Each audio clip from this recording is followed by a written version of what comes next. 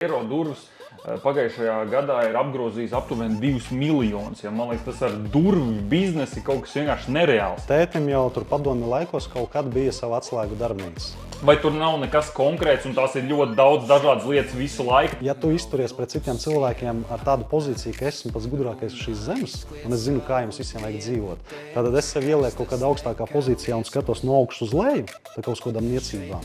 No tādam cilvēkam kaut kā tā liksies viss dzīvē kopā, ka viņam nekas gala rezultātā nesanāks. Viņš visu laiku kaut ko zaudēs, viņš zaudēs veselību. Nu, un kā jums ar brāli šobrīd? Es nekad dzīvē neesmu jutis, ka es būtu uz kādu strādājis, tāpēc, ka mums tas tāds ģimenisks bija, kā saka, pasākums jau no paša sākuma. Un kā tu teiktu, kas tur ir tā veiksmes atslēga? Un viņu starpā notiek karš, un viņi katrs pēc tam beigās iztērē kaut kādiem 300,000 eiro advokātos. Nu, tad izskaidro starpības starp nodrošinājumu. Un tagad tu esi nofiltrēts, sarunas būs kā ugunsliesmas. Atbalsta Evelatus.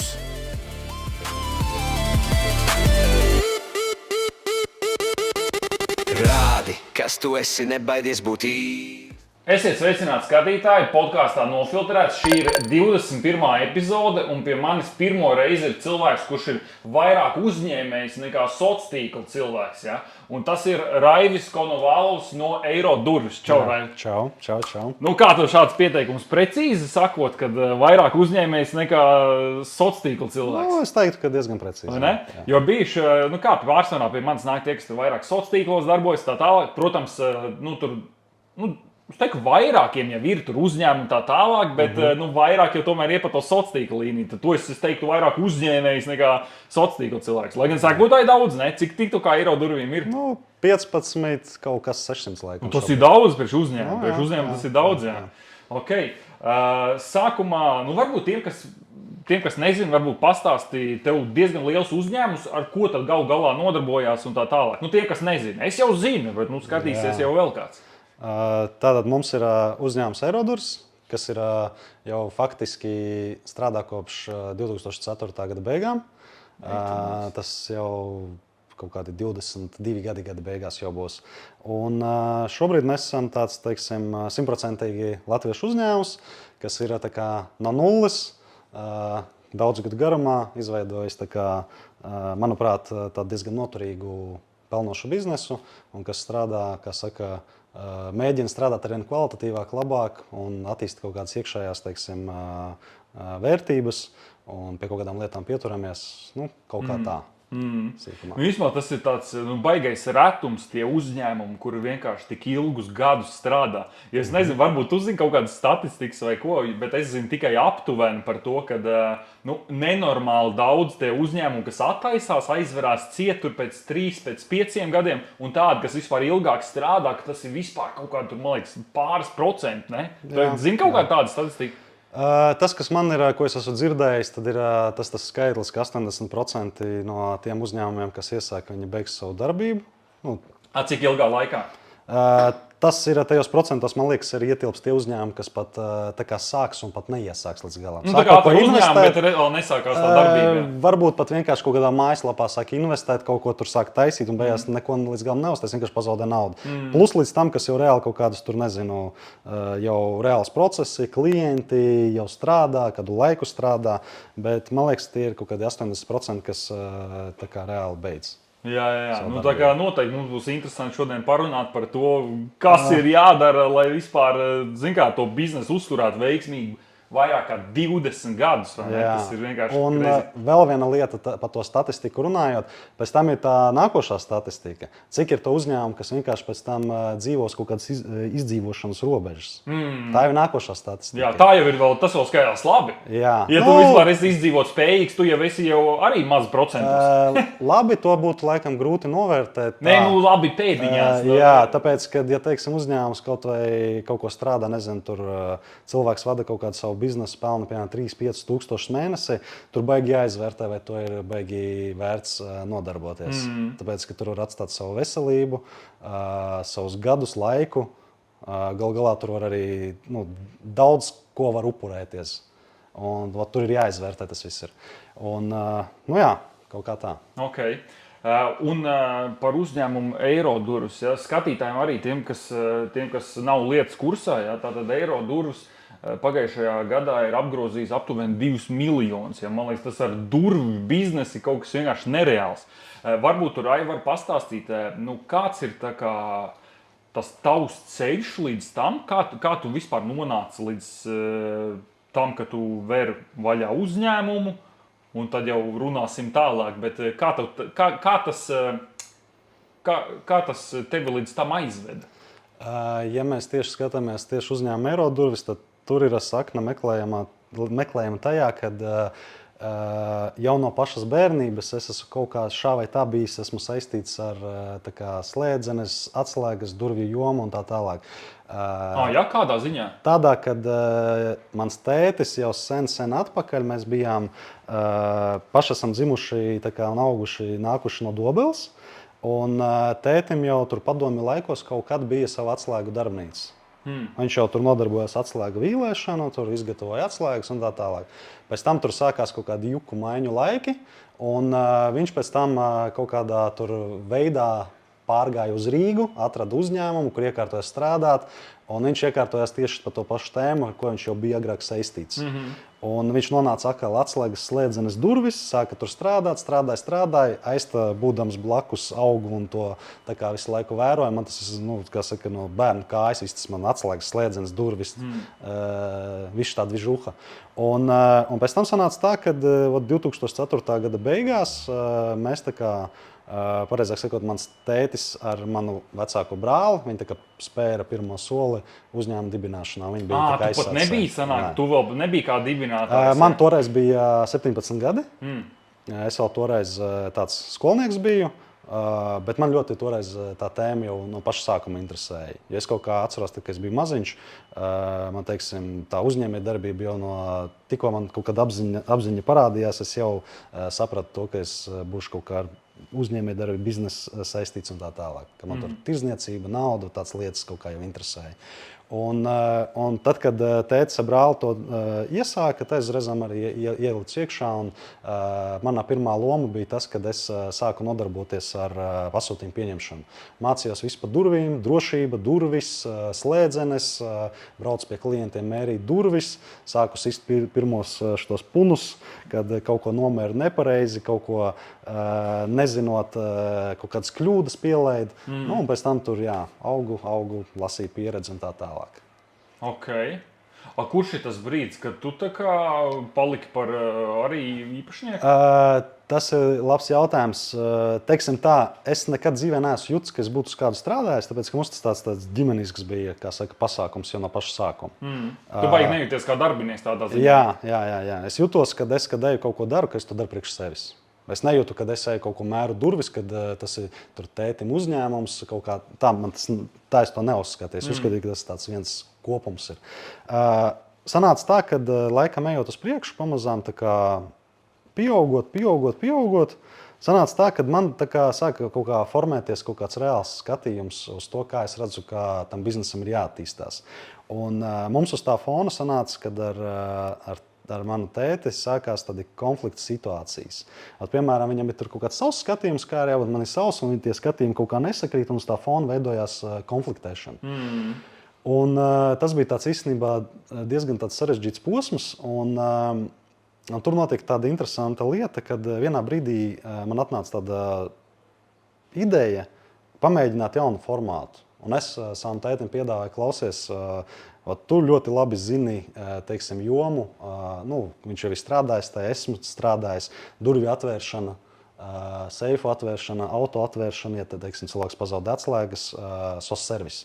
Es saku, varbūt tās tur ej šajā virzienā, es pārņemu šito virzienu, tev kā ir savi klienti, es tev palīdzēšu ar visu, ko es varu. Es strādāju šeit, tu man palīdzēsi, ar ko tu vari, teiksim. Un mūsu starpā notika vienošanās, un mums notika mūsu šajā vidē tāda separācija. Un tas bija īstenībā pirmais tāds nopietns izaugsmes moments. Tātad visiem tu iesaki, ka vajag savus vecākus pastumt malā, tad būs tikai labāk, ja? Tas ir labs jautājums. Tā es gluži nevarētu ieteikt, tāpēc, ka katra situācija pilnīgi individuāli ir. Jo man ir, teiksim, man ir dzīvi piemēri, kur teiksim, ģimenes veido ļoti teiksim, veiksmīgus biznesus, kur ir ļoti pareizi viss sastrukturizēts, ka tas pat izskatās kaut kas līdzīgs kaut kādai dinastijai. Tā kā filmās, nezinu, kaut kāda dinastija, super, tur viss ir izkārtots, sakārtots, tur ir hierarhija un viss pēc tāda principa. Jā. Es pazīstu tādus cilvēkus, es redzu, kā tas strādā, un tāpēc tas ir ļoti individuāli. Bet, ja tas ir pēc tāda formāta, ka tur sāk cīnīties viens ar otru, tur ir tuvi cilvēki un cīnās un sāk tur pierādīt viens otram, kurš dara vairāk un tā tālāk, tas jau ir tāds nopietns, kā saka, mūsdienās red flag, kuram vajadzētu pievērst uzmanību, kas reāli var novest pie biznesa iznīcināšanas. Arī man tādi piemēri, starp citu, ir. Esmu redzējis savā piemērā, kad mūsu sadarbības partneris, ar ko mēs esam strādājuši 15 gadus, viņi ražojuši ir Skidas durvis, ir tāds populārs brands. Ļoti daudz, es domāju, skatītāji būs pat dzirdējuši par viņu. Daudziem pat tādas durvis stāv iekšā.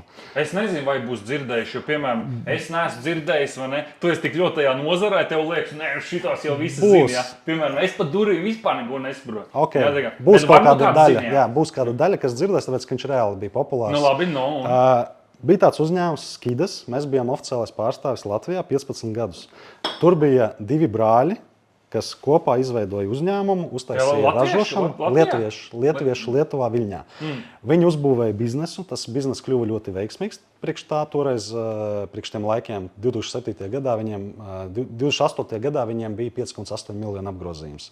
Tas, ja mēs šogad pie šiem laikiem pielīdzinām, tas viss inflācijas 12 miljoni apmēram tas varētu izskatīties šodien. Jā. Bet, ja viņi vēl turpinātu strādāt, tad, protams, viņiem būtu pavisam tur citi skaitļi. Stāsts ne par to.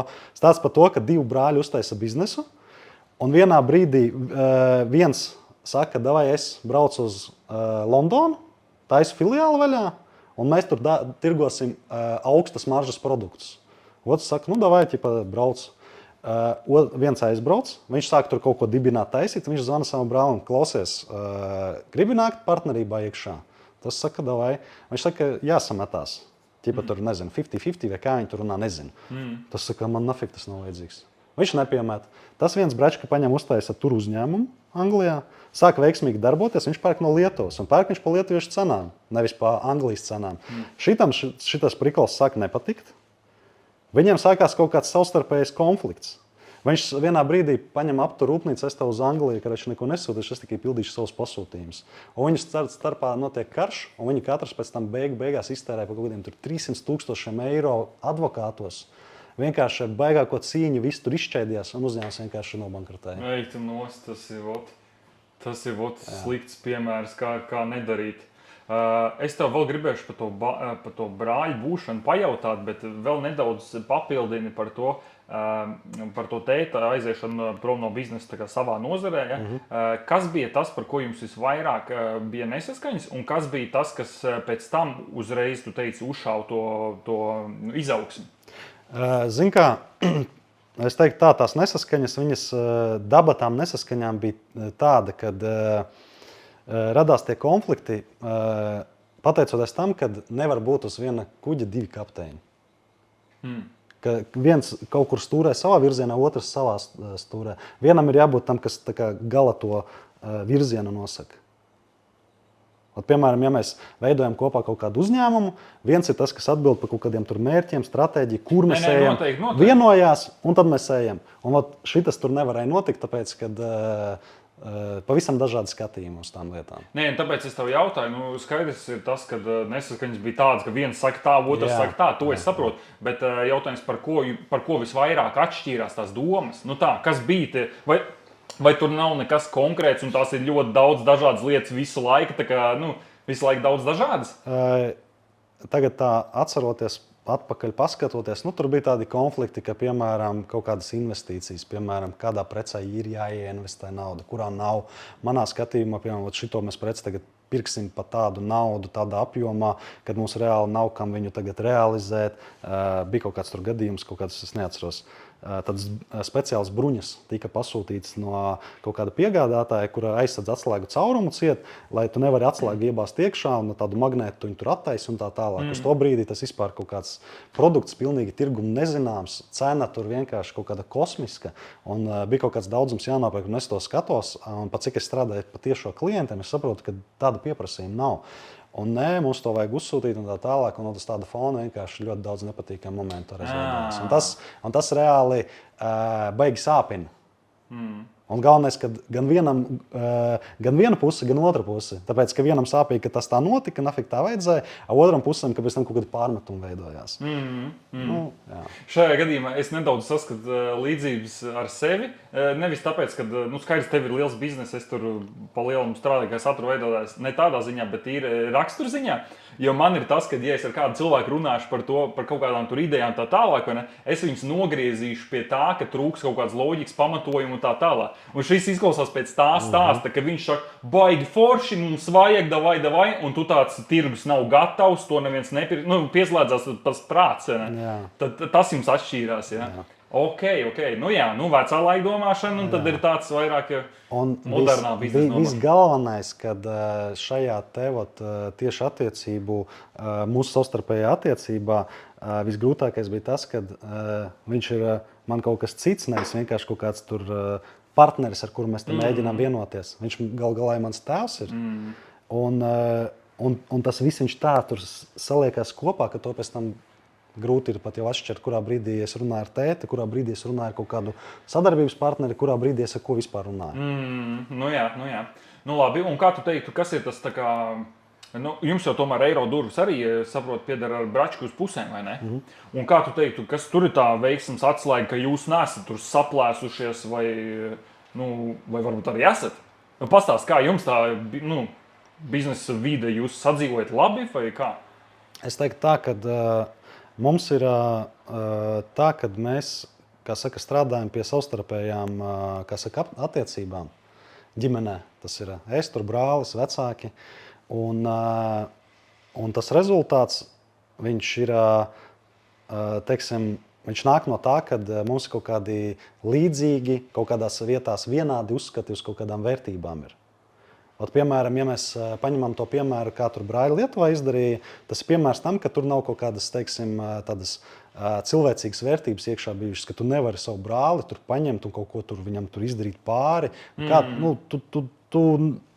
normālā, teiksim, apziņas stāvoklī tu nevari pielaist tādu domu, ka tu vari ņemt tur brālim kaut ko darīt pāri. Tad tu nevari darīt citam pāri cilvēkam. Tad tev ir tūs cilvēks, tu kaut ko viņam tur darīs pāri, viņam mēģinās tur kaut ko viņam, nezinu, tur cīņa sākās. Es arī nevaru iedomāties, kā es varētu, kaut tiesāties ar savu brāli vai mēģināt kaut kā nodarīt pāri, vai tas vienkārši pret manu vispār dabu, jā, tādā ziņā. Bet ļoti bieži šo te dabu pamaina liela nauda. Nezinu, nav daudz naudas. Ja teiksim, pasaulē piemēro, kur kaut kas tur plīs, šķīst, un tad tur ļoti bieži, kad nauda vienkārši kaut kādos nekontrolētos apjomos aiziet, viņi noroj tur jumtu, un cilvēks netiek ar to galā vienkārši. Viņš tur aizlido kaut kādās, nezinu, uz rozām mākoņiem, tad dzīvo kaut kādās ilūzijās, un tad tur sākās kaut kāda tur. Un kā jums ar brāli šobrīd, jūs, teiksim, esat uzskatāt sevi par turīgiem cilvēkiem, vai kā tu paskaidrot, kāds ir tavs un tavu brāļu tas dzīves līmenis šobrīd? Tas ir tāds labs jautājums. Es to jautāju tāpēc, lai saprastu, vai jūs esat tajā stadijā, vai neesat tajā stadijā, kur jums tas piķis var kaut ko ietekmēt. Tādā ziņā. Es teiktu tā, ka tas materiālais stāvoklis, kurš šobrīd ir, es teiktu tā, vienkārši normāli nodrošināt cilvēki. Neesat bagātnieki, ja? Jā. Tāpēc, ka manai izpratnē bagāts un nodrošināts tās ir divas absolūti dažādas kategorijas. Un nodrošināts un nenodrošināts tā ir vēl tur cita kategorija. Tad izskaidro starpības starp nodrošināts un bagāts. Nodrošināts cilvēks var būt tāds cilvēks, kam, piemēram, ja viņam tur nav kaut kāda superliela apetīte, normāli adekvāts cilvēks, viņš var būt nodrošināts tur, ja viņam kapitālā, piemēram, ir tur, nezinu, 1 miljons, 10 miljonu robežās kaut kur. Viņš var būt nodrošināts. Bet viņš nevar, piemēram, ja viņam ir kapitālā 5 miljoni visu laiku, tur ar privātiem lidmašīnām lidot tur pa labi pa kreisi. Viņam vienkārši tas kapitāla apjoms ātri sāks sarukt. To par bagātību nosaukt nevar. Bagāts manā izpratnē cilvēks ir tas, kas kura nauda visu laiku veido jaunu naudu, kur iet visu laiku runa par tādiem ritīgiem aktīvi. Ot, piemēram, tur uztaisa ražotne, viņi sāk akumulēt kaut kādu peļņu. Tā peļņa nevis tiek vienkārši tērēta uz to, lai uzturētu kaut kādu super komfortablu dzīves līmeni, bet tā peļņa tiek reinvestēta kaut kādās, tur nezinu, ražošanas paplašināšanā, jauna virzienā, attīstībā vai vispār tur kaut kur nekustamē īpašumā. Nu, katram tur tā fantāzija strādā, kur tur jāmet cits tur pa bitkoiniem. Tad tu visu laiku centies darīt tā, lai tavu naudu, tavs kapitāls, lai viņš taisa jaunu naudu, ja? Tas ir tas tavs domājums? Šobrīd esmu, teiksim, tādā situācijā dzīves, situācija nevarētu pareizi pateikt, stadijā varētu teikt tā, kad man visvairāk interesē efektivitāte. Kad es kaut ko daru, sāku to darīt kaut kā gudrāk, ar mazāku kaut kādu piepūli, tur enerģijas iztērēšanu, ar mazāku kaut kādu ieliekut eiro, viņš iedod 2 eiro, nevis ieliec eiro 12 iznāk ārā. Un meklēt, kur ir tā efektivitāte, lai izveidotu normālu, kvalitatīvu biznesu, ir jārūpējas par to, lai maržas procents būtu. Tāpēc, kad ja mēs skatāmies par tādu biznesa vidi, ļoti izplatīti ir uzņēmumi, kuram tur var būt super liels apgrozījums, tur nezinu, 12 miljoni. Skaties, viņam tur gada atskaitēs 12,000 peļņa ir.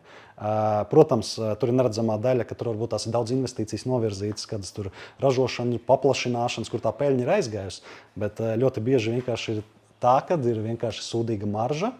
Džeki, mēs strādājam ar sūdīgu maržu, uzturam labu komfortu, noraustīsies ekonomiskā situācija, tad sāksies interesanti laiki. Jā, man liekas, ar sūdīgām maržām, man liekas, vispār to biznesu pat nevajag sākt. Par šo man ir viens labs piemērs. Es nezinu, vai viņš ir tur 100% precīzi vai kā, bet man kaut kas teica, ka, piemēram, riepu biznesā, kad uz riepām uzcenojums esot 10%, un man likās, ka, kas tad vispār ar to biznesu nodarbojas? Es nekad dzīvē neko nepārdod, neko ar 10%, jo tu sāc skaitīt visas izdevumus tā, tad nav brīnums, ka tur ar tiem uzņēmumiem kaut kāda ekonomiskā attīstība nenotiek, ja? Manā skatījumā, paturpinot to, ko tu teici, tā varētu būt 10%. Ja iet runa par kaut kādām tur ķīniešu riepām, kas ir vienkārši, es nezinu, kā tas latviski saucās, tas ir tāds produkts, kas vienkārši ģenerē, teiksim, līdus.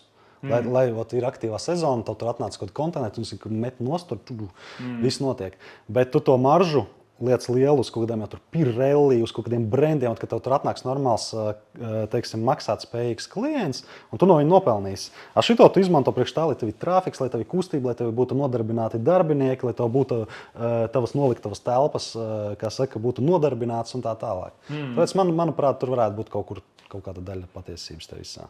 Nu jā. Un kā vispār tavā biznesā ar maržām? Tu teiksi, ka tas ir tāds mazo maržu biznes, vai tur ir ok, vai tu vairāk pelni uz montāžām, vai tieši uz produktu, vai atšķirās no klasēm? Kā tu to teikt? Zini kā, tas ir tāds labs jautājums, un te ir atkal tas moments, ar ko salīdzina.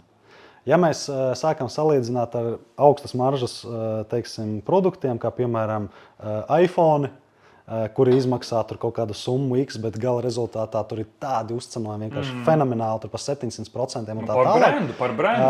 Tad, ja mēs sākam salīdzināt ar kaut ko tādu, tad es teiktu, mēs esam bezmaržas vispār tur zaudētāji. Jā. Bet ja mēs tādā ikdienas, teiksim, kaut kādā skatāmies pārskatāmā, kā saka, Latvijas, kā saka, mazā uzņēmēja, kā saka, tādu vidējo temperatūru, tad es teiktu, ka mums ir nevis, kad mēs esam super marža, mēs strādājam pie tā, lai mēs būtu efektīgi, un tas mums dod lielāku rezultātu nekā tieši koncentrēties uz maržu. Tāpēc, ka var uzlikt lielu uzcenojumu, bet gala rezultātu pārdot nevar, tāpēc tu pasaki, kam tas vajadzīgs?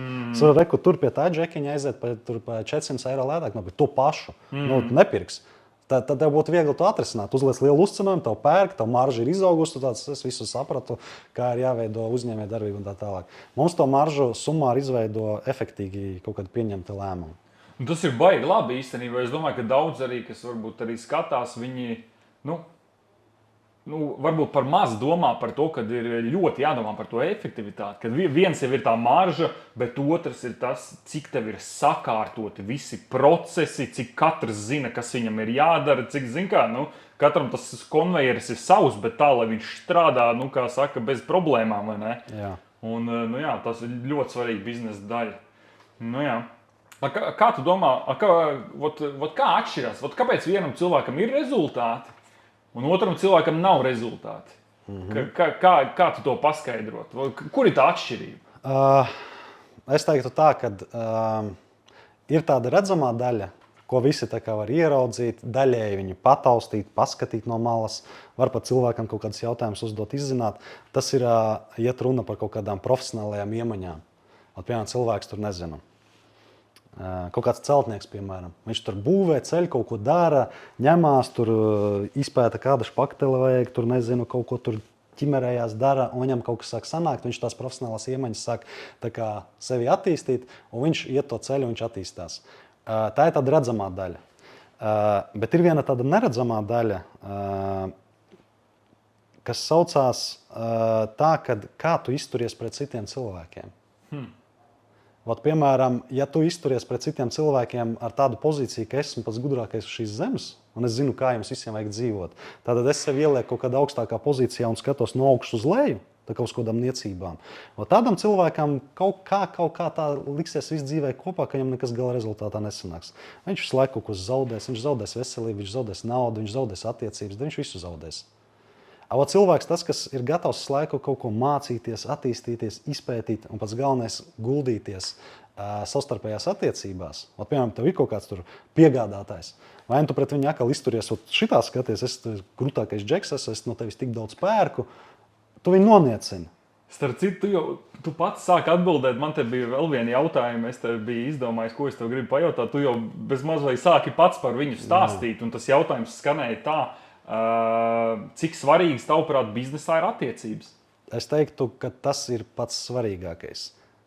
Atkal, ir tā redzamā daļa, kā tagad ir visādi biznesa coachi, pilns internets tagad ir. Ir vēl trakāk, ir guru coachi, kas māca kaut kādas garīgas lietas. Un interesanti tas, ka tie mācītāji, kas var iedot īstu rezultātu, tas ir tikai tas, kas ir izdzīvojis kaut kādu reālu iegūst pieredzi, viņš viņu ir izdzīvojis, un tas ir tikai spējīgs kaut ko iedot otram cilvēkam. Tas ir aptuveni tā, ka ir cilvēks, kam, piemēram, notiek attiecības, divi cilvēki sajiet kopā, viens no otra sagaida mīlestību. Bet, ja cilvēkā iekšā tā mīlestība nav, kā viņš viņu var iedot? Vēl vienkāršākā valodā paskaidrošu.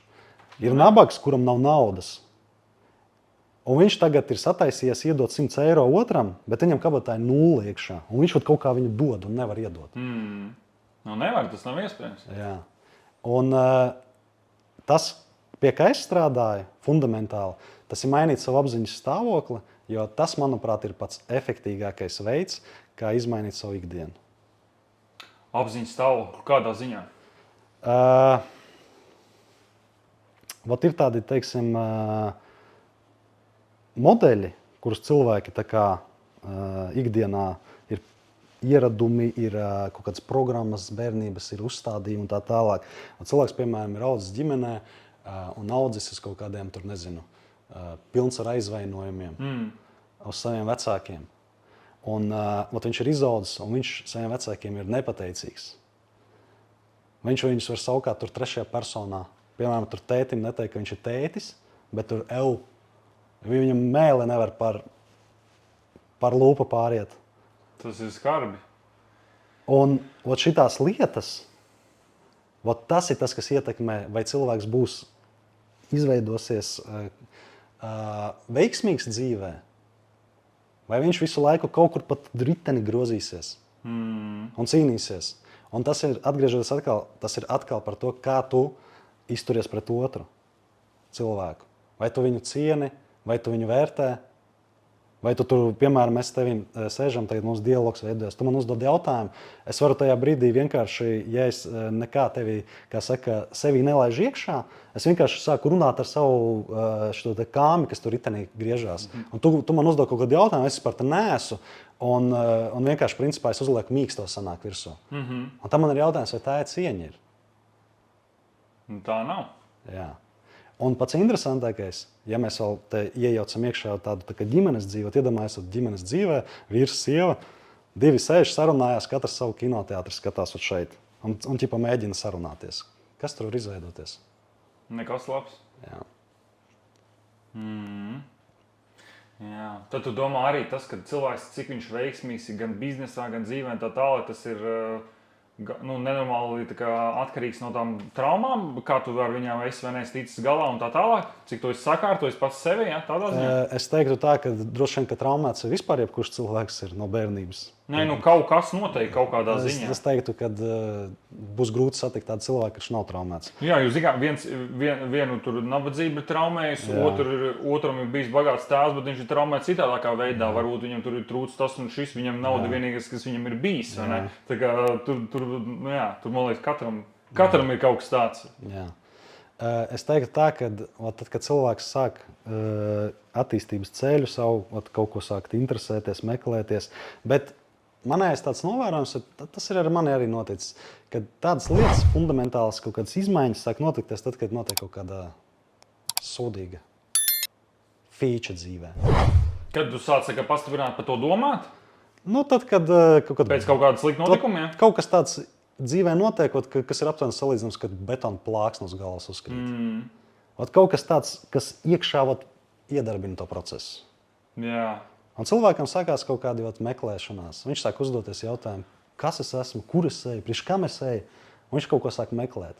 Un tad viņam parādās tāds iespēja loks, sākt pārskatīt kaut ko savā dzīvē. Un cik viņš tā aizies, tas ir atkarīgs no tā, ko viņš meklē. Es daudz tādu stāstu esmu dzirdējis, kad arī kaut kāda pat sabiedrībā zinām cilvēki, ka viņi stāsta savus pieredzes no tā, ka man tur dzīvē notika šādas un šādas sliktas lietas, un ka tas man tur pagriez visu man domāšanu. Ja. Kā piemēram, tur cīņa kaut kāda vēzi. Ja. Tas tā kā viens variants, vai ne? Un tu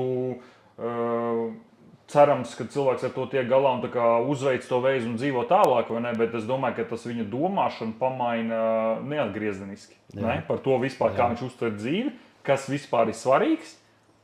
Zini, kas ir labākais? Tas, kas iziet tādu pieredzi, un ja viņš viņu ir veiksmīgi izgājis cauri, izdarījis secinājumus, tas ir principiāli cits cilvēks, un viņš būs ļoti pateicīgs tai Dieva dāvanai, kas viņam bija notikusi.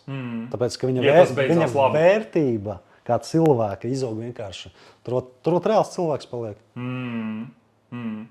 Cilvēcīgas rīcības parādās, cilvēcīga attieksme, ko mēs arī runājam par citiem cilvēkiem, parādās.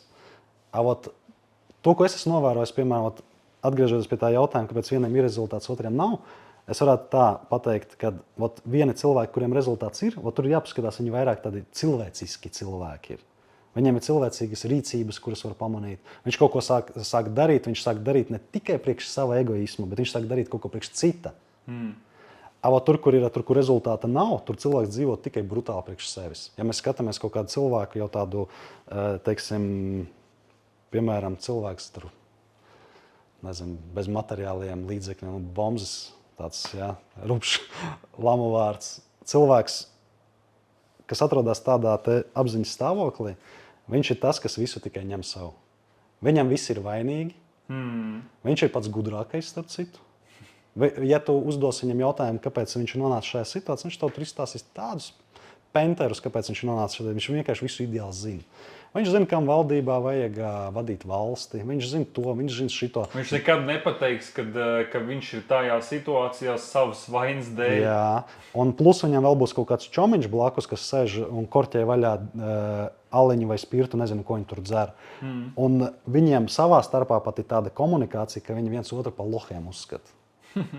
Ka tur nekur cieņu tu nepamanīsi. Jā, pat savā starpā ar cilvēkiem, kur tu ikdienā komunicē.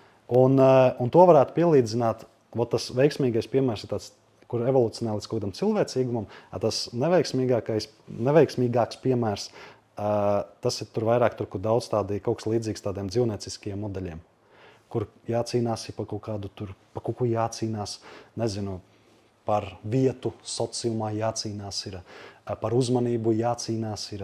Tad kādam kaut kas ir obligāti jāpierāda.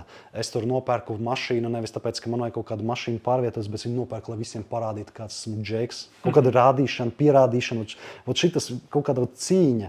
Cīņa jau kur notiek? Viņa notiek kaut mežā starp zvēriem, un ja zvēri cīnās savā starpā, ko viņi tur ikdienā dara? Viņi vienkārši cīnās par izdzīvošanu. Jā, un tad nekas tur labs nevar notikt. Jā. Ja divas puses tikai cīnās par izdzīvošanu, kā tur var kaut kas labs veidoties, kaut kas labs būt, vai ne? Tāds arī ir, jā. Jā. Un man liekas, ka īstenībā to ir cilvēki, kas savā dzīvē to... Daudz cilvēku, kas to savā, šo tavu domu gājienu var izmantot. Jo tas jau ir, man liekas, sākot pat ar oficiantu, beidzot ar lielu biznesa īpašnieku. Tu vari vienkārši atnākt nomest to šķīvi, vai tu vari, būt klātesošs un domāt arī par otru, un tas, kā tu izturies, ļoti daudz ko maina. Bet tad man tāds papildus jautājums par šo tēmu. Tu teici, ka nevajag uz citiem skatīties no augšas, ja? Tu domāt, ka es tur nenormāli krūtēs esmu, ne? Bet vai tu nedomā, ka jebkur dzīvē, gan biznesā, gan sportā, profesionālā tālāk, nenormāli svarīga ir pārliecība.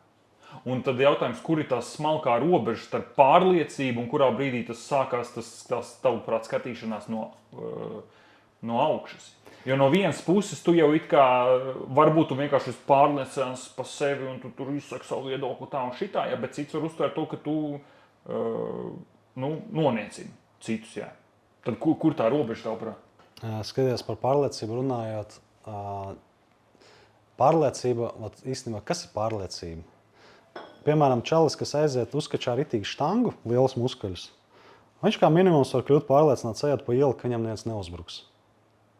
Lai gan īstenībā, var arī notikt, muskuļi īsti ar kaut kādu pieņemsim, cīņu. Boksā mauc. Tur jau tas būs nopietni. Tur boksā mauc, viņš tipa kļūst pārliecināts. Bet viņš kļūst pārliecināts tajā sektorā, kas ir saistīts ar to boksu vairāk. Ka viņš uz ielas, tur pienāks kaut kas. Vai tas boks viņam garantēs to, ka viņš būs pārliecināts dzīvē, kas nebūs nobijies no rītdienas, ka rīt var nebūt ko atverot leduskapi, ka tur nekā nav iekšā? Negarantēs. Jā, viņš var būt pārliecināts par savu drošību, bet absolūti nepārliecināts par savu kādu finansiālo nodrošinājumu. Jā. Un tāpēc manai atbilde ir tāda, tad, kad cilvēks sāk principiāli mainīt sevi no iekšpuses, un maina savu attieksmi pret saviem tuviniekiem un strādā pie tā.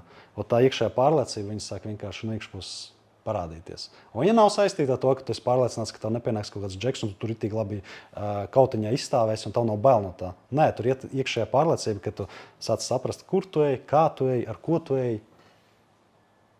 Tu domā, ka tā pārliecība rodās no tā, ka tu zini, kāpēc tu dari to, ko tu dari? Tā tu teiktu?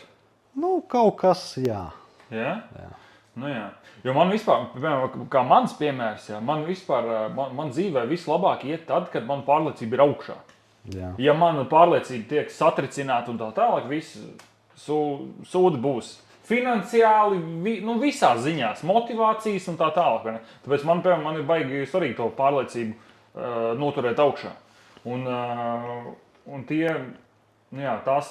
instrumenti, kas man palīdz, kaut kādā ziņā saistīti arī to, ko mans vecākais brālis man ir teicis, to, ka mēs par šo tēmu pat ar viņu runājām, un es viņam prasu, kur to pārliecību dabūt, vai ne? Un, ja es nemaldos, tā saruna tad apmēram tāda bija, kad, sāc ar mazām lietiņām, pierādi pats sev, ka tu vari, ja tu apņemies pats priekš sevis izdarīt, tad nepiekās sevi, vai ne?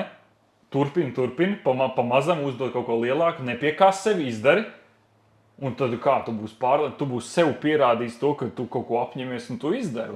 Un tā jau arī ir tā pārliecības definīcija. Ja? Tas, ka tu esi pārliecināts par to, ka viss būs kārtībā, ka tu izdarīsi, ka tu tiks galā un tā tālāk. Kā tu domā? Tu piekrīti tam, nepiekrīti tev kaut kas, varbūt vēl ko pielipši? Principā, jā. Man liekas, ka tā tas arī strādā. Kopš viņš man arī to atvēra bišķi acis uz to, man liekas, ka tieši tā tas arī ir. Un man liekas, baigi svarīgi Nepiekāst sevi. Kāds domā, daudz cilvēku piekāš sevi? Jā. Vai ne? Tas ir labs temats, par ko parunāt. Tev ir kādi piemēri, kā cilvēki piekāš sevi? Viņi ir neskaitāmā apjomā, es varu kādus piemērus minēt. Nu, pirmais tāds no pašiem tādiem redzamākajiem - viss vairs nebuhāja. Vai ne? Iemet- Vairs nelietošu alkoholu. Jā, iemet spēļu automātā, kurš pēdējais latiņš, un tie tad ir redzami meli, bet ir tādi neredzami meli.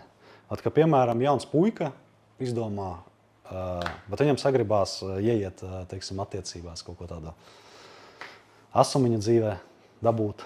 Bet nodomi jau ir labi. Nodomi ir tādi, ka es tur precēšos, būšu atbildīgs, man tur būs sieva, tur tā un tā. Nu, tā apziņa domā. Nu, tā cilvēks ir pieredzējis domāt, sev iestāstīt to. Īstenībā tur pamatā stāv, kas ir. Tur ir vienkārši vēlme nomest, kā saka, malciņu.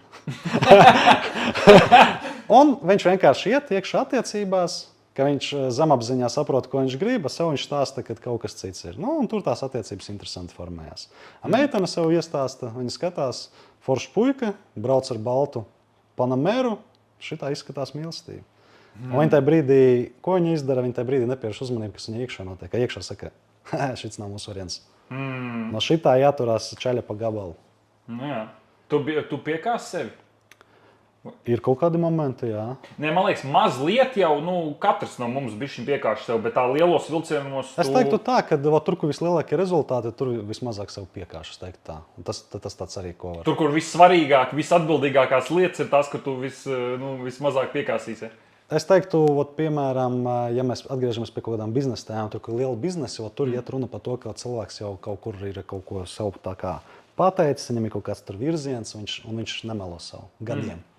Tas ir kaut kas pa tādu. Tur, kur cilvēks atkal tuvāk tai kategorijai, ko mēs tur bijām nesen runājuši, kur ir čomu sēž un tur kaut ko skrūvē vaļā un tā tālāk, tur ir vairāk par to, ka tur melo vienkārši non-stopā savu. Nu jā, tā kā skatītāji arī atcerieties, pierakstiet paši priekš sevis. Ja? Nepiekāst sevi. Es šodien pieceļos, es nedrīkst piekāst sevi. Ja es kaut ko apņemos izdarīt, tad izdari. Pierādi pats sev, ka tu izdarīsi un atkārto to tik daudz reizes, līdz tu esi veiksmīgs dzīvē. Kaut kā tā. Bet vispār parunājam par attiecību tēmu. Tu pats vispār tu esi precējies, tev ir bērni vai kā?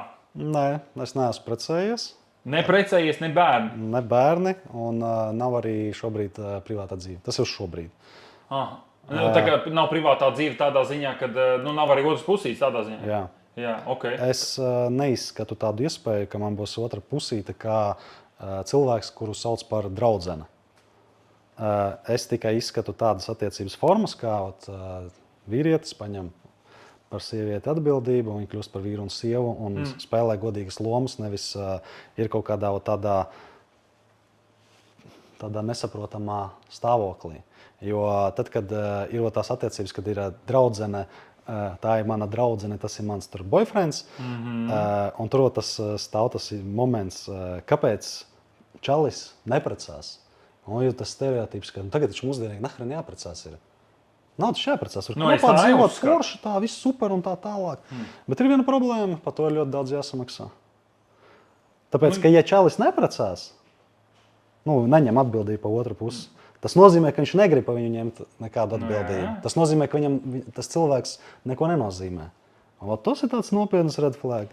Un ja meitene arī neuzdod jautājumu, klausies, mēs esam tur jau, nezinu, kādu laiciņu kopā esam, mums kaut kad tur būs tur, nezinu, altārs tur, tā tālāk. Čalis, ja pasaka, godīgi nebūs, ko tu tad dari? Šajā gadījumā, šajā jautājumā es tev pilnīgi piekrītu. Jā. Es pats esmu precējies, parādīju pirkstiņus, tagad tāda sieviete pēc manikīra. Ja? Pats esmu precējies, jā, un es arī uzskatu, ka tas īsti nav normāli, ka pieauguši cilvēki dzīvo kopā un būvē savu nākotni, un tu neesi precējies. Tad, man liekas, ka ir daudz, jā, tur vīrieši, džeki, jā, kam varbūt pietrūkst tas, nezinu, komitments, kā par to latviski vispār pateikt. Tas, kad, nepiekās sevi, jā, tā apņemšanās, kad es šo cilvēku ņemu par savu partneri, es par viņu rūpējos. Galvenais pat naudu nevajag.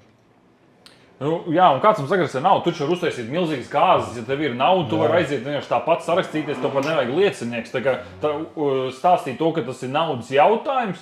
Nu, ok, labi, jūs esat tādā finansiālā stāvoklī, jūs nevarat uzrīkot grezenas kāzas. Labi, un ko tad? Tu tagad 10 gadus neprecēsies, tāpēc, ka tu nevari uztaisīt ballīti? Kur loģika tajā visā?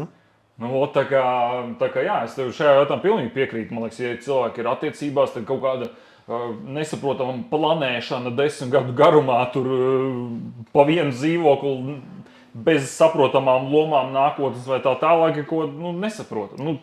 Man tev jautājums ir. No. Kad tu apprecējies, kurš tas gads apmēram bija? Nē, es jau neesmu ilgi precējies. Es esmu precējies tagad, es nezinu, kaut kādu... otrais gads iet. Vēl, man liekas, nav pusotrs. Jautājums. Pirms tā brīža, kad tu apprecējies un pēc brīža, ir materiālajā ziņā novērots tāda dinamika? Ka iet uz augšu? Nu jā, no tā brīža. Vai es esmu sācis pelnīt vairāk? Ģimenes budžets sāk tā notikties. Es teiktu, ka es nezinu, vai tas ir saistībā. Tas ir saistībā. Varbūt tas ir saistībā. Jā, jau piemēram, ziema pagājušā, kas bija diezgan grūti, jo satura veidošanā, ja ir -15 grādi, sūdi vagā. Ja? Bet, ja mēs skatāmies tādā kopējā aina, protams, ir augšupēji. Jo man arī man jau arī tas ģimenes sadalījums ir tradicionālais, kad vīrietis ir mamuta nesējs vai ne, un sieva var kaut ko pastrādāt, un viss ir forši vai ne, bet viņi nekad nenesīs kaut kādu tur lielāko finansiālo atbildību un tā tālāk, vai ne. Tā kā noteikti tas kopējais skats, protams, ir uz augšu, jo vēl jau vairāk tagad, kad ir meitiņi, tad vēl jau vairāk.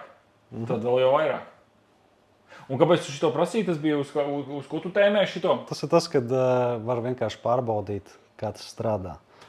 Ja tu pat cilvēku nepaņem atbildību, tu par to maksā. Ja tu pat cilvēku paņem atbildību, tev par to maksā.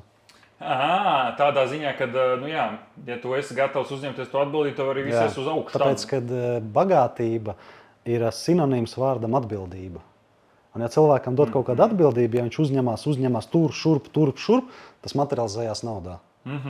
Ja cilvēks ir bezatbildīgs, piemēram, mēs pie tiem bomāriem atgriežamies, viņš varētu kā raksturēt vairāk atbildīgs cilvēks vai kā bezatbildīgs. Pilnīgi bezatbildīgs līdz tam, ka viņš pat savu ķermeni nemazgā. Zobus netīra, ķermeni nemazgā. Atbildīgs cilvēks tas, kas, piemēram, iet uz kaut kādu satikšanos, kaut ko sapucējās, kad smaržģiņu uzpuš nevis tikai priekš sevis, bet lai normāli otram, lai tam nebūtu jāskatās kaut kāda, nezinu, tur atnācis kaut kāds tur rēks, tur smako un tā tālāk. Un no tādiem sīkumiem sākās viss un tā aiziet. Atgriežamies atkal ne tikai pie bomāriem, bet atkal pie tā, ka nepiekās sevi. Jā. Nepiekās sevi. Tā ir tā pati atbildība. Tā ir mantra. Jā, tu uzņemies, tu izdari. Jā. Jo bieži vien cilvēkiem ir tas, ka vēl pat ļoti daudz tādu cilvēku, kas citu nepiekāsīs, bet sevi ļoti viegli. Ļoti viegli. Zinies, kādam apsolījies būšu tur un tur tikos, forši es izdarīšu. Ja es sev apsolīju, kad es iešu tur, nezinu, uz treniņu vai ko, Zini? Un tas vienkārši tas piegājiens piekāst sev, man liekas, tas ir jāizskauž. Es pie tā strādāju, es iesaku visiem vispār pie tā strādāt, jo tas ir, man liekas, tas vienīgais ceļš augšup. Ok, tad sanāk, ka tu esi bez sievas, bez bērniem tā tālāk, bet nav tā, ka tā ir tava izvēle, ka tu negribi un nekas nebūs tā tālāk. Tā nav, ja? Nē, tā nav. Tā bija izvēle par to, ka es primāri strādāju ar sevi. Tā ziņā, kad es saprotu, ka tādām lietām viņa ir ļoti svarīga tāda tēma. Un, lai viņa notiktu kvalitatīvi, viņai notiek baigi apzinātā līmenī. Nevis vienkārši tā uz kaut kādām balstīt uz kaut kādām instinktiem. Tur rupjā tādā pupi iepatikās un davai metamies iekšā. Tur nekas labs nesagaida. Tad apzināti, ka cilvēks jau var tā paņemt vienkārši kādu, nezinu, tur meiteni uzaicināt, pasēdēt, kafiju iedzert, piemēram, pārunāt, noskaidrot kaut kādas priekš sevim lietas, izvērtēt, kā šitas cilvēks, piemēram, uzvedīsies ģimenes dzīvē, kāda viņa būs tur sieva, kāda viņa būs mamma, kā viņa komunicē ar saviem tuviniekiem un izdarīt apzināti izvēli. Un paskatīties, kas ir tās lietas, kas mūs kaut kā savieno. Vai mums ir kaut kas, kur mēs vienādi kaut kur līdzīgi skatāmies. Vērtības, jā, man, piemēram, vērtības ir šādā virzienā skatīties.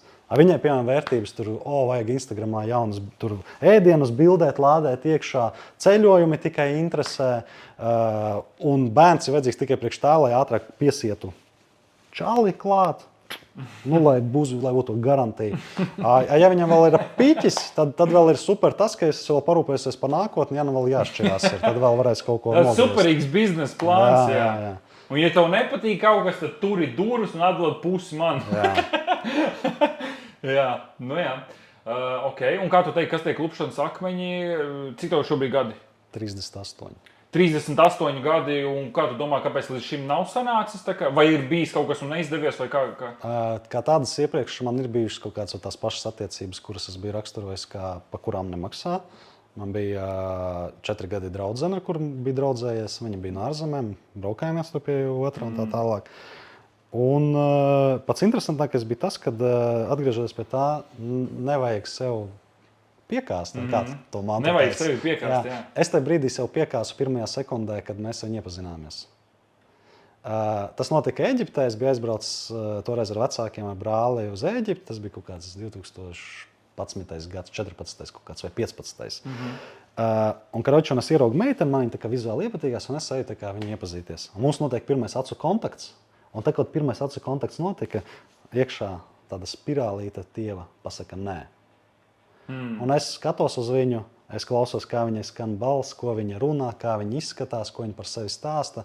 Un es sāku tajā visā, kā saka, padziļināties. Un tas noved pie tā, ka tas bija tās attiecības, kur tā jāpacīnās.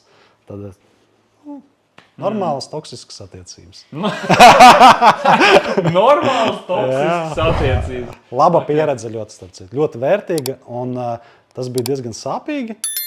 Un pēc tam es kaut kādu brīdi vispār no tā visa prom. Es saprotu, ka kad es tās attiecības pārtraucu, biznesa sāka, tāpēc, ka, kā mēs minējām, tur kaut šitādas kaut kādas fičas, pa viņām nemaksā.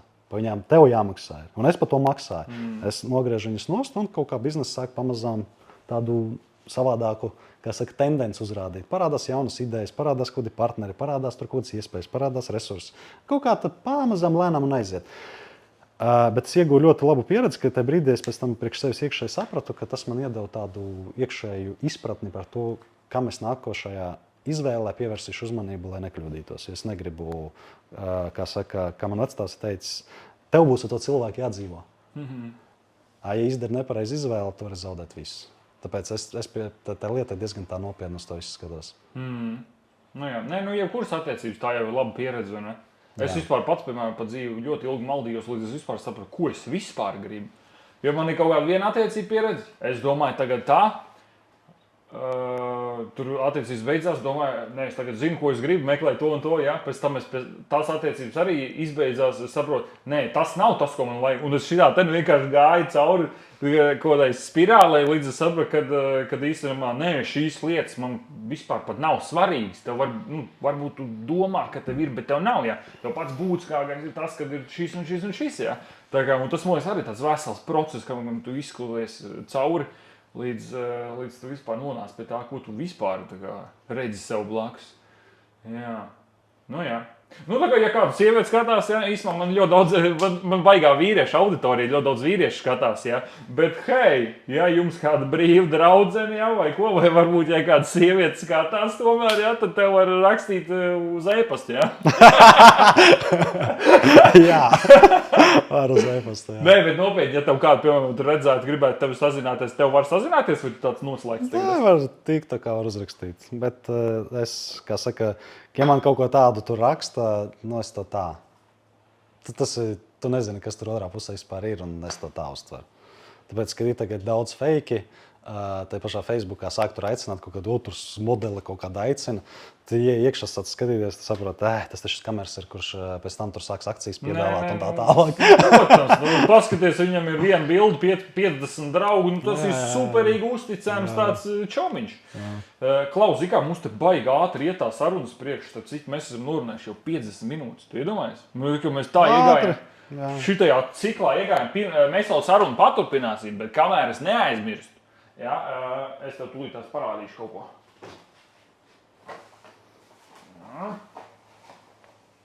Tātad mums podkāstam ir arī atbalstītājs Evelatus. Jā, tu zini, kas ir Evelatus? Jā. Nu, viņi visvairāk viņi pazīstami ar tiem saviem stikliņiem, kurus nevar sašķaidīt. Nu, viņi arī kaut kāds ierīces tirgo telefonus. Jā, vadiņus veikala visādas. tīkls, Latvijas uzņēmums, labs apgrozījums. Nu? Jā, es pat nezināju, ka Latvijas uzņēmums. Es biju šokā, kad es uzzināju tāds milzīgs apgrozījums, bet tas ir latviešu uzņēmums. Es biju vienkārši uz pakaļs. Bet šobrīd stāsta par to, ka jā, tu no šitās kastes var izvēlēties pilnīgi ko tu vēlies. Kas tur ir?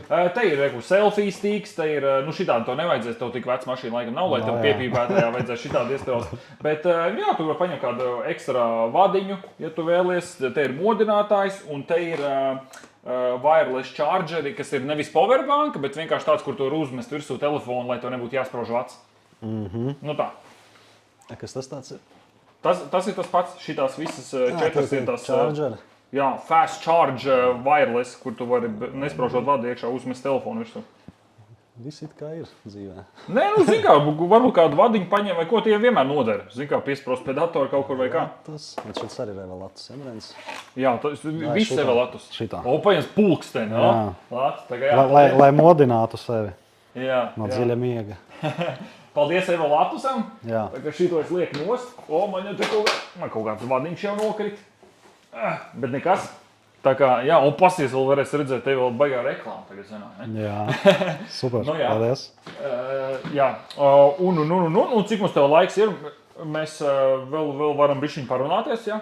Mēs parasti mēģinām kaut kādu stundu tēmēt, jā, tās epizodes. Tā kā es ļoti ceru, ka mums pizza atbrauks. Jā, jo mums brīvdienu pizza ir sarunāta. Man mīļākā pizza ir cita. Viņi nebrauc tikai brīvdienās? Sākumā brauc tikai, tur jau tā doma, okay. Čalis uztaisīja biznesu ar domu tādu, pagaid, mums brīvdienās tā kā būs papildus bizītes, cips, nu tā kā pizzas pacepš. Okay. Jā, un pēc tam brīvdienu pizza jau ir uzaudzis, nu tā kā, jā. Labs. Jā, tā kā jā, pizza mums ir pasūtīta un viņa brauks, bet tagad mēs vēl varam bišķiņ jau parunāties. Ko es vēl tev tādu neuzjautāju? Tev pašam kaut kas varbūt tāds, ko es tev neuzjautāju, kas tev liekas būtisku pateikt? Tā uzreiz sitien nenāk, es varu tādu vienu kuriozu situāciju pastāstīt. No. Man bija tāda situācija, viņa tāda muļķīga īstenībā ir, kad man bija agrāk automašīna BMW. Un, ir dzirdēt. Jā, F10 modelis, M550D, trīnieks dīzels. Tas man gan vairs neko neizsaka. Tas tāds ļoti specifisks motors, niķīgs, un ja tur kaut kas ar tom automašīnu notiek, nu tur jārēķinās ir krāmēt iekšā. Tas nav tur vienkārši trīnieks 500 bembis, un ķipā, tie nelūstot tik traki, kā, ja tur kaut kas notiek, tad tur var dārgi maksāt. Un man bija tāda situācija, kad man salūza tā mašīna, kaut kas ar motoru telpu. Kaut kādi dūmi nāk, kaut kāds degums, tur kaut kas tur jālai logu šķidrim iekšā, viņš tā kā apsvilis, un es sāku aizdomāties, ka, bļēns, nu, mašīna var nosilt. Un to tā kā galīgi negribētos. Un aizdzinu viņu tā kā uz diagnostiku. Viņi tur sāka celt augšā, sāka skatīties, nu, un tad jau kā sākās, tikai viss sākās. Sāk tur WhatsAppā ziņas sūtīt, kaut kāds tur fočens, šitam kaut kāda problēma, ko te daram, ko tas. Beigās aiziet līdz tam, ka tur ceļā ārā visu motoru. Patiesībā tur bija tā, ka tas galvenais moments, kāpēc bija jāizbrauc, pirmkārt, tāpēc, ka tā dūmainība, un otrs bija, ka tur kaut kāda mistiskā skrūve nav pieskrūvēta, un tas motors bija tur staigā. Un tā kā aizgāja līdz tai skrūvei, tad beigās tur sāka dziļāk skatīties, un tur lien ārā, viss, kas lien ārā. Tur, karoči, kaut kādi trubiņas ir pārtraukušas. Nu, karoči, bija nenormāli liels remonta motoru, karoči, tur visu izjauc. Man tur sūta, karoči, te problēma, tā, te uz beigām iet, ko daram. Es visu akceptēju, vienkārši domāt, jā, taisam. Un es tā saku, saprast, brēns, tev kaut kur trīnītim tur pāri aizies. Nu, tur tāds, pieklājīgs remonts. Beigās jau es sapratu, kāds te trīnīts, tev viss piečuks jau pēc tā visi izklausās. Un es, karoči, tajā brīdī, man tāda interesanta situācija, kad man personīgie līdzekļi uz to brīdi, es tāds skatos makā. Man kaut kāds 600 eiriki ir. Pagaid, tas bija cik sen jau atpakaļ? Tas bija kaut kādi 3 gadi atpakaļ. 3 vai 4 gadi atpakaļ. Un es tāds skatos 600 eiriki makā. Un es tāds saprotu, brēns, bet man tuitās pēc tā mēneša, ka tā mašīna atdos atpakaļ, man tu pabrīdināja, ka tur pastāvēs tā mašīna labu laiku. Tā, sorry, reku, paņem pizzu, lūdzu. Un man tādi uzreiz pabrīdināja, ka tur būs paies kaut kāds tas laiks, kaut kāds tur mēnesis vai pat līdz 2. Un man ir tas laiks, kamēr pie tās naudas tikt. Un es taisīju tādu interesantu rīcību, ka es gāju apzināti spēlēt pokeru, lai savienētu naudu priekš mašīnas remonta. Tas tev likās gudri, ja?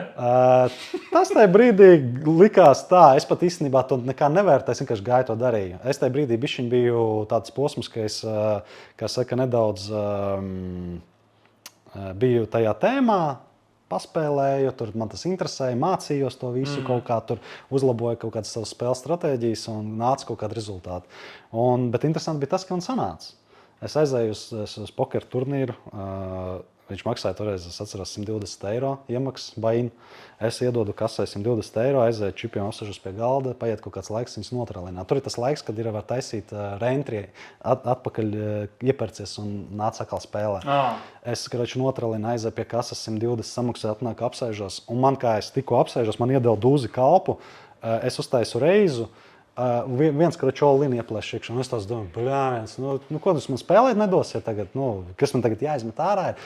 Un tas nav labākās kārtas, tur dūzes kalps, off-suit, krāmēt iekšā all-in. Es, labi, pofik, vai nu dabulaps, vai nu, karoči, vai nu aiziešu uz kasu, karoči. Un tas attaisa viņam kaut kāds dūzes 5 vai dūzes 2, es neatceros, ka bubī laikam viņam bija. Viņam vai nu es neatceros, vai nu flash atvērās, vai nu trepe. Es, karoči, ekalēju uz kasu. Un es atkal to maku varu vaļā, es dodu 120 eiro, un es skatos, man tur vispār nekas nav palicis. Es vispār virzos nepareizajā virzienā, tā kā mašīnas remonta izmaksu sekšanas, ja. Beigās atnāca apsēdos pie galda, es ar turnīru vinnēju. Es tur vinnēju un dabūju pa pirmo vietu 2200 eiro. Mīnus tie... Cik eiro? 2200. Mīnus 360, ko es bainos iztērēju. Pēc tam pēc kādām 3 dienām es atnācu, es ieņēmu citā mazākā turnīrā pa 80 laikam eiro. Otro vietu tur es dabūju kaut 650. Pēc tam atnācu pēc kaut kādā tur nedēļas vai neatceros, kāds tas intervals, 2 nedēļu intervals kaut kur. Atnācu vēl viena pirmā vieta, plus vēl 900 kaut kādiem eiro. Un tad es atnācu uz vēl vienu turnīru, un tur es izkritu ārā 13. Tas jau bija dārgais turnīrs, nosacīt dārgais, vienkārši ar lielu cilvēku daudzumu. Es iemaksāju 200, atnācu apsēdos pie galda, man diezgan neslikti gāja, uzsitu steku, palikām 13. Man toreiz bija, es atceros, 350,000 steks, un es ar 9 ieliku all-in, un man blakus Džeks uzreiz arī all-in ieliek, un aiz viņa vēl viens all-in. Tad tas, kas vēl viens ielika all-in, es sapratu. Atbraucām. Sūdīgi. Būt ar vienu, vēl ok, ar 2 sūdīgi. Pēc tam viņi attaisa kārtas. Manuprāt, vienam bija karalis kalps, otram karalis dāma. Tas viss tās cerīgi. Pirmās 3 kārtas attaisās ceļš, tikai neko nedod. Attaisās torns, attaisās un Riveru izliek ārā dāma, un es izkrītu ārā. Un es zināju, ka, ja es vinnēšu šito spotu, tas man būtu miljons steks, es to turnīru būtu vinnējis, jo tur pa pirmo vietu 4800. Un es aizgāju prom, pēc tam labu laiku nespēlēju. Bet es dabūju kaut kāds 3 kaut ko plus 1000 startam.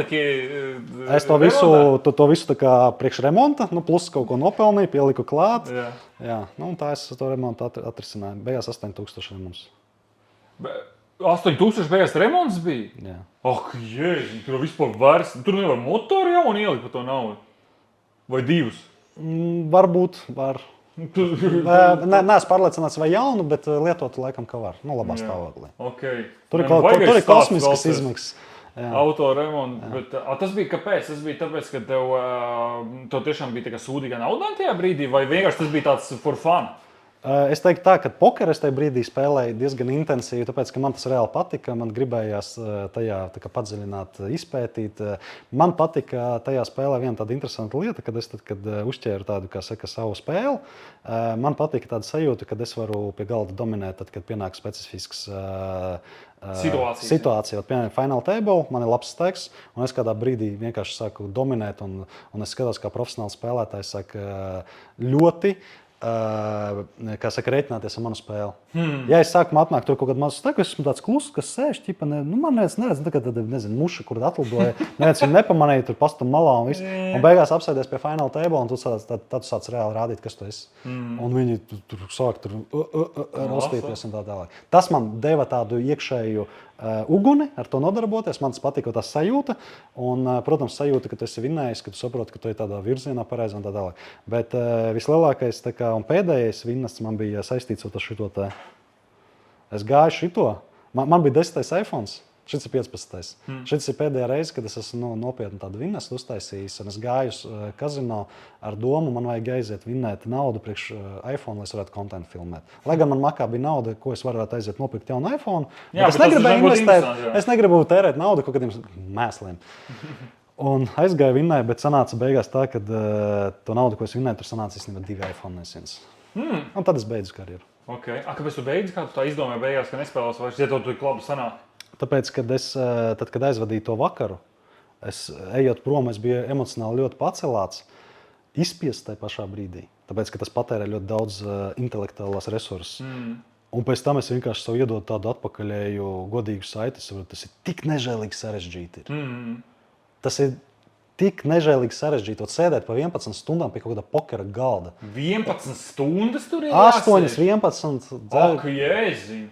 Un tu sēdi, un tur mauc, un kaut kādā momentā kaut kas interesants. Kādā momentā vispār neinteresanti paliek. Un tu tāds sēdi, man bija daudz reizes tā sēžu pie pokera galda, un es vienkārši domāju, ko es te daru? Un man ir bijis, ka es pats apzināti kaut kā aizēju uz to, kad es pieņemu nepareizs lēmums, lai ātrāk izlidot no dienas ārā un aiztīt mājās. Un tā, kad man bija tas būsts, kad es sāku labāk spēlēt, es viņu biju riktīgi pārvarējis. Un es skatos pa malām, es saprotu, šitie cilvēki ir neprofesionāli, tāpēc, ka viņš tagad gatavs pieņemt nepareizs lēmumus, lai iet prom no dienas. Bet kāpēc tad tu esi atnācis vispārībā? Un tur ir jābūt tādam fokusam un to riktīgi profesionāli jānodarbojas. Man bija tāda opcija, ka ķipā es varu to darīt, bet es sapratu, ka tas bišķi nav mans virziens viena iemesla pēc īstenībā, tāpēc, ka es tajā nesaskatu, ka to var kaut kā darīt tā, kas nes kaut kādu pozitīvu atbalstu sabiedrībai. Ka nav nekāds pienesums no tā citiem, jā? No tā, ka es tur spēlēju, nevienam no tā labāk nepaliek. Tikai tas, ka ja es vinnēšu naudu, aiziešu kādam Bembi salonā, Bembi salabošu. Viņš tur dabūs darbu un viss atnācot svešu naudu, to, ko es tepat Latvijā paņēmu, vai tur ārzemēs arī esmu bijis turnīros, ko es atnāku, nolieku, čik, samaksāju šešiņu detaļas un visam naudas tālāk. Nu jā, piemēram, ar tām pašām durvīm tur ir lielāka pievienotā vērtība. Ar durvīm mums ir savādāka pieeja. Piemēram, ja mēs skatāmies tieši mūsējo Eirodurs uzņēmumu, mūsu pieeja ir tāda, ka mēs esam tādu inženiera skatījumu. Mēs, kad teiksim, strādājam pie mūsu produktiem, mēs ļoti iejaucamies paši pie viņu izstrādes. Mums ir savi ražotāji, kurus mēs pārstāvam, piegādātāji, un mums ar viņiem diezgan tādas komunikācijas, dažkārt asas komunikācijas, kur mēs viņiem uzstājīgi piespiežam, lai viņi taisa pēc mūsu, maina produktu, lai viņi taisa konkrētus uzlabojumus, kā mums vajag. Un pats interesantākais ir tas, ka ir ļoti daudz uzņēmumi tādi, kas ražo, un it kā ražo 20 gadus durvis. Un tā, kad tu saņem tās durvis, un tu viņus skaties, un tu saproti, ka viņi vispār neko nesaprot tās durvis. Vispār neko nesaprot. Jā, kā sāk tā mauc un viss. Tāpēc, ka viņi nevis klausās kādu profesionālu, kā saka, saņem atpakaļ saiti, kādu profesionāli īsti, kas tur zina tās detaļas. Ka viņi vienkārši klausās, ko nauda saka. Ja es varu to pārdot, ja to pērk, значит, visu daru pareizi. Jā, viņam nekas vairs neinteresē. Mēs esam atšķirīgi tajā ziņā, tāpēc, ka mēs visu laiku strādājam pie tā, lai produkti kļūtu labāki. Bieži vien mēs uztaisam kaut kādu uzlabojumu mūsu produktā, un gala cena nemaz neizmainās. Un mēs strādājam pie tā, lai mūsu gala patērētāji būtu arvien lielāki ieguvēji, lai viņiem būtu kaut kas vēl bonus atnāk, vēl kaut kas. Bet klienti to novērtē? Piemēram, tu tur nočakarējies piespiest to ražotāju, lai viņš izmaina to un to, bet klients to pamana, viņš novērtē to? Zin kā, mēs strādājam arī vairumā, ka mums ir sadarbības partneri. Jūs dodat pārdodat tiem, kuri pārdod pēc tam klientiem. Jā, un tur mēs to novērtējam vislabāk jūtam, tāpēc, ka viņi māk salīdzināt. Teiksim, pats gala patērētājs, viņš bieži vien neredz. Viņš vienkārši labas durvis saņem, ar kurām pēc tam nav problēmas. Un viņš vienkārši pēc tam pasaka, Eiros durvis var sūtīt, tāpēc, ka visi ir forši. Tas ir tas, kas viņu reāli viņam ir jāinteresē arī, un tas ir arī viss. Viņam jānopērk viņus labas durvis, viņš samaksās naudu, atbraukuši viņu vietā, visu izdarījuši, salikuši un tā tālāk. Un viņam viss labi strādā. Un viss. Mūsu partneri, kas jau arī ar mums ir tēmā, viņi jau gan tur pievērš uzmanību, skatās, tur te tādas krūtis. Jā, šito vispār bija piemirsts to, ka tas jau visu maina, ka jūs jau tirgojat arī tiem, kas pārdod citiem, līdz ar to tie ir tie, kas novērtē. Jā, tieši tie pārdevēji, kas novērtē, tāpēc, ka viņi ar mums vienā laivā sēž, mēs vienu darbu darām, un attiecīgi viņi ir spējīgi novērtēt. Gala patērētājs, viņš jau tādas detaļas Viņš jau neiedziļinās. Tur ir, bet tas, kas pārdod, tas, kurš pērk no tevis produktu, lai pārdot, viņš jau redz. Te tur ir padomāts vai nav. Starp citu, man ir daudz reizes uzdevuši tādus jautājumus, te pašā TikTokā, kāpēc jūs paši neražojat? Man bija tāda iekšēja nostāja, ka mēs neražosim arī. Tādas domas es, kā saka, pielaidu, es tam pretojos, bet laikam ejot uz priekšu, es kaut kā sāku tā iekšēji saprast, kad es vairs tā kā, es teiktu tā, ka es jau sāku pieņemt, kad var arī notikt, ka mēs varam ar laiku arī nonākt līdz tam, ka mēs arī kļūsim par ražotājiem. Bet nebūs tāda problēma, kā līdzīgs jautājums, kāpēc mēs Latvijā kāpēc Lietuvas piens ir lētāks un kāpēc Polijas tomāti ir lētāki. Ja tas pats stāsts, jo mums taču varam Latvijā. Nebūs ar durvīm tas pats, ka vienkārši, ka jūs ar lielu ražotāju nekādā veidā nevarat izkonkurēt, jums visu uz vienību vienalga būs daudz dārgāk, un dēļ tā vienkārši tas bizness būs bezjēdzīgs. Nebūs tā? Es teikšu tā, ka tur mums ir tāds savs strateģisks skatījums, kā to efektīgi tas jautājums risinās. Tu esi ciparos skatījies un domājis, kas kaut kā jau, ja? Es saprotu, kā tas ir jāizdara, lai tas būtu ekonomiski pamatots un lai tas nestu rezultātu, nevis vienkārši nodarboties kaut kādu naudas tranzītu, kad taisa liela apgrozījuma, visiem maksā lielas algas un visu atdot pa labi pa kreisi un beigās, ko es vispār daru. Ok.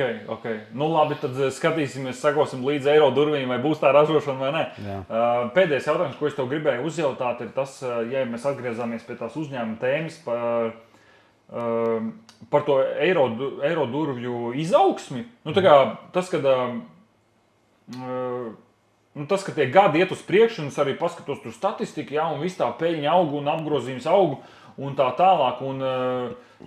Kas ir tas, kas ir novedis pie tā, ka eiro durvis ir tas lielais, kas citiem dod preci, nevis kaut kā savādāk?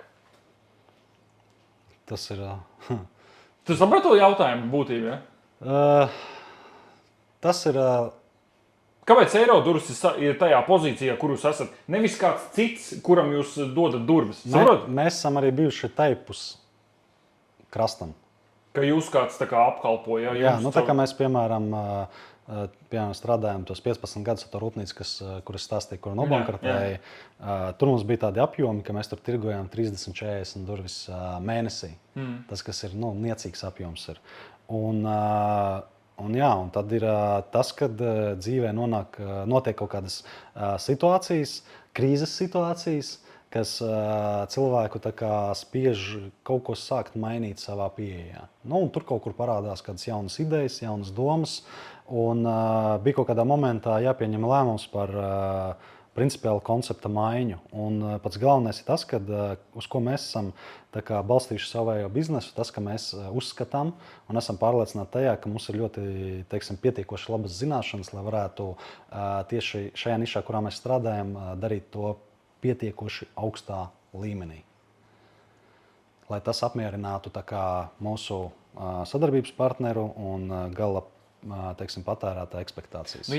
Bet kāpēc tie citi mazie uzņēmumi, kas arī piedāvā durvis un viņas montē, kāpēc viņi nav tie, kas piegādā, no Polijas vai no kurienes, kāpēc viņi nav tie, kas piegādā jums durvis? Kāpēc jūs piegādājat un viņi ņem no jums? Kāpēc ir tā? Tas ir sarežģīts jautājums. Tāpēc es arī nesaņēmu to atbildi gadījumu. Tas ir aptuveni tāds jautājums, tā kā mēs uzdosim jautājumu kādai, puķu bodai, kas pārdot ziedus, viņai kaut kāds veikaliņš, viņa jau viņiem nodarbojās. Kāpēc viņa nav tāda, kāda ir, piemēram, tur kaut kāds ziedu ekspresis, kas ir noliktava, kas patiešo daudz lielos apjomos pērk, pārdod un tā tālāk. Droši vien tas ir arī saistīts ar kaut kādām iekšējām ambīcijām. Kas, ko cilvēks vispārībā no savas dzīves grib, un gal galā katram, kā saka, ir savs ceļš, viņam kaut kā vajag sev meklēt, atrast un tā tālāk. Es saprotu, ka tur, kur mēs esam īstie vietā.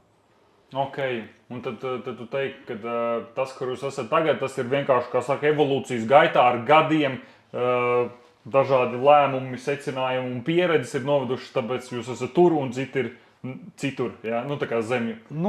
Katrs attīstās. Nav obligāti visiem jākļūst par kaut kādiem lieliem uzņēmējiem. Tas arī nav nekur rakstīts, ka obligāti tā ir jānotiek. Kādam varbūt apmierina tur maza kafejnīca, kas tur forši cep krosānus, varbūt tās forši rada kaut kādu papildus kontentu, viņiem ir tur, teiksim, rindas uz to veikalu, un viņi ir nodrošināti, viņi dzīvo pārtikuši labu dzīvi un kaifo. Tā vietā viņi varētu pieņemt lēmumu, mēs tagad uztaisīsim lielo biznesu, un tagad tur stresa apjoms vienkārši būs nevis šitāds, bet tur ir šitāds, tāpēc, ka atbildības sajūta izaugsot šitāda, un tava dzīve var vienkārši pārvērsties tādā ritīgā murgā. Tāpēc, ka tur ir lielāki resursi, tur ir lielāka atbildība, tur ir lielāki kāši, tur ir lielāki zaudējumi. Nu, tas ir visam, katram jāizvērtē pašam, cik lielu atbildību viņš ir gatavs nest. Jā. Noslēgumā, Raivi, varbūt ir viens jautājums, ko tu gribi man pajautāt? Vai tev nekas neinteresē? Cik podcasts ilgi jau dzīvo? Cik ilgi šis podcasts tiek filmēts? Es nemaldos, 7 mēnešus, man liekas. Okay. 7 mēnešus, jā, un šitā mums ir 21. epizode. Tā kā pagaidām vēl viss notiek, cerams, ka notiks. Starp citu, pēc statistikas sanāk, ka tur 90% podcastu netiek tālāk par 10. epizodu. Man sanāk, man ir 21. tad es jau esmu tajos podkastos, kas principā, turpina dzīvot. Okay. Tad redzēsim. Tā jau redzēs, cik tālu mēs ar to tiksim un tā tālāk, bet Raivi, tu esi nofiltrēts. Es tev saku paldies. Paldies, ka atnāci. Paldies, ka pastāstīji. Bija baigi interesanti. Laiks vienkārši aizlidoja. Tā kā paldies tev un skatītājiem. Piesakojiet šim kanālam, nospiediet podkastam laiku, piesakojiet maniem sociāliem tīkliem un dāmas rakstiet Raivim. E-pastu. Dāmas rakstiet e-pastu Raivim. Un tev arī kaut kur piesakot vai uzņēmumam piesakot? Vai... Mēs esam aktīvi TikTokā. Tā kā, ja interesē paskatīties, ar ko mēs nodarbojamies, tur mums šobrīd notiek tādas, kā saka, jaunas tēmas sākam attīstīt un būs daudz interesants. Ok, super. Jā, tā kā piesakojiet arī Eirodorfus TikTokā. Un paldies par skatīšanos un tiekamies nākamajā epizodē. Čau! Šeit nav masku, nav lieku sienu, vārdi plūst kā upe dienu.